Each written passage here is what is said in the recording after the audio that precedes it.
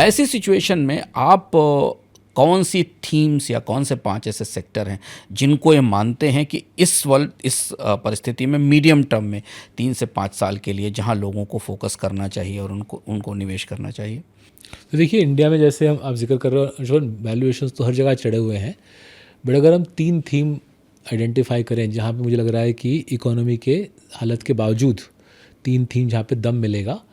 पहला है health care, because सरकार ने साफ साफ बोल दिया है कि वो आयुष्मान भारत के थ्रू पैसे बांटेगी, इंश्योरेंस देगी, पब्लिक को हेल्थ इंश्योरेंस देगी। तो जैसे जैसे सरकार पुल बैक करेगा, जाहिर है प्राइवेट सेक्टर का रोल बढ़ेगा हेल्थ केयर में, वो हॉस्पिटल में हो, डायग्नोस्टिक में हो, दवाई में हो। और इसमें कई सारे अच्छे कंपनियां हैं, डायग्नोस्टिक्स, हॉस्पिटल, दवाई मैन्युफैक्चरिंग में। तो ये एक थीम अच्छा है।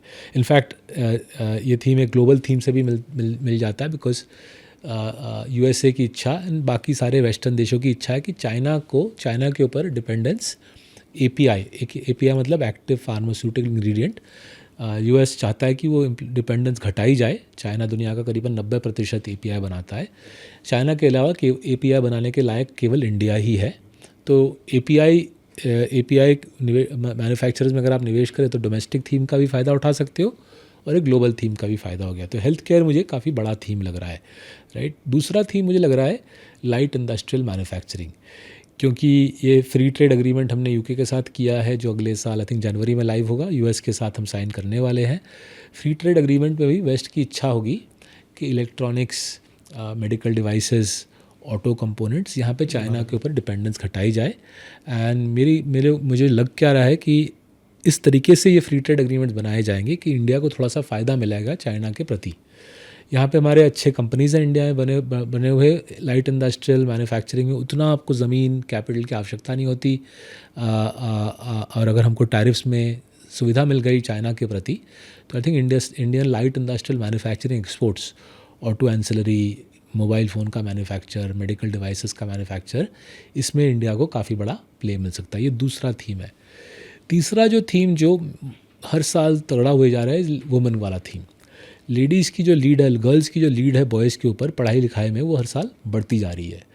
और जिस प्रकार का इंडिया का इकोनॉमी बना है, रॉ मैनुअल लेबर की उतनी प्ले रही नहीं जितना दिमाग का रहा। वो फैक्ट्री में ही हो, ऑटो फैक्ट्री में भी रोबोट चलाना है, हाथ से मजदूरी करने का काम दिन पे दिन घटता जा रहा है।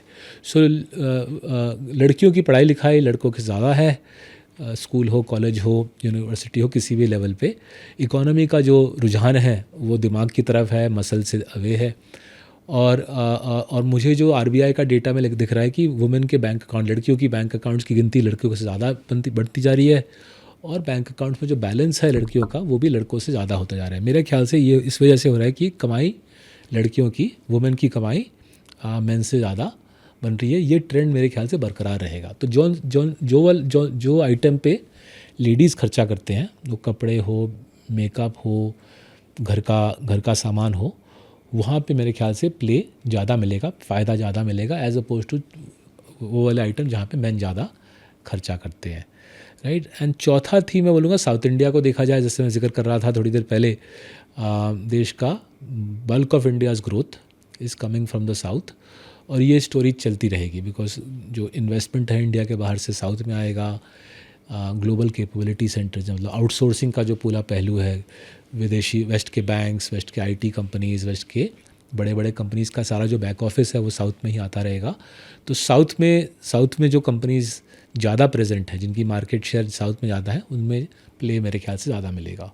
सर, उसमें 2 पैराडॉक्स हैं। आपकी 3 थीम में कंजम्पशन स्टोरी अब नहीं है केवल हेल्थ केयर के बिना, जबकि हम कंजम्पशन नहीं है ना, कि हम नहीं मानते।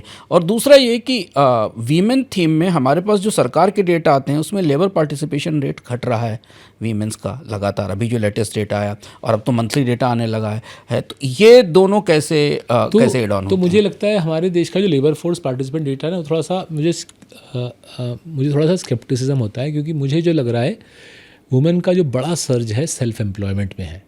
तो क्या हुआ है, ये जनधन, आधार, मोबाइल, फिर पूरा जो यूपीआई को जो सिलसिला है, वुमेन के लिए घर में बैठ के कमाने के माध्यम बढ़ गए हैं, राइट। तो आप घर में ब्यूटी पार्लर चलाएं या दाल सब्जी बना दे 5 नेबरहुड के 5 लोगों के लिए, यूपीआई का जो ज़रिया है, मोबाइल का जो ज़रिया है, इससे वुमेन के लिए कमाने के माध्यम काफ़ी बढ़ गए हैं। जब मैं छोटे शहर में जाता हूँ वहाँ पे वो बहुत क्लियरली दिखता है। बॉम्बे जैसे बड़े शहर में थोड़ा कम दिखता है, बट अगर हम माने कोल्हापुर जैसा शहर या लुधियाना जैसा शहर, वहाँ पे वुमेन का जो ग्रेटर एबिलिटी टू अर्न है दिख रहा है। एंड ये मेरे ख्याल से female labour force participation rate में दिख नहीं रहा है।